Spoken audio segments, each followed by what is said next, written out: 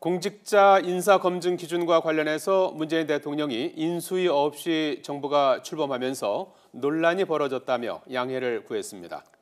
또 이른바 5대 비리 배제 원칙은 변함이 없다면서 구체적인 기준을 만들겠다고 밝혔습니다. 네, 취재기자 연결합니다. 김도원 기자. 네, 청와대 춘추관입니다. 예, 오늘 오전까지만 해도 지난주에 비서실장의 사과로 충분하지 않냐는 입장이었던 것으로 아는데요. 오후에 대통령이 직접 설명을 했군요.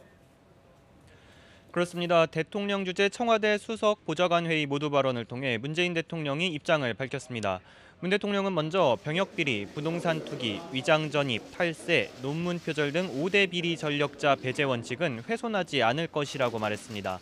다만 실제 적용을 위해선 구체적인 기준이 필요한데 인수위 없이 정부가 출범하면서 문제가 생겼다는 설명입니다. 문 대통령의 발언을 직접 들어보시겠습니다. 어떤 경우든 예외 없이 배제다라는 원칙은 현실 속에서 있을 수 없는 일이기 때문입니다. 그러나 그렇다고 해서 그때그때 적용이 달라지는 고무줄 잣대가 되어서도 안 될 것입니다.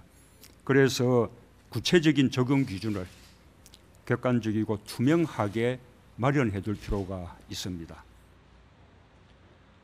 문 대통령은 이런 작업은 공약 후퇴가 아니라 공약을 지키기 위해 밟아야 하는 준비 과정이라고 강조했습니다.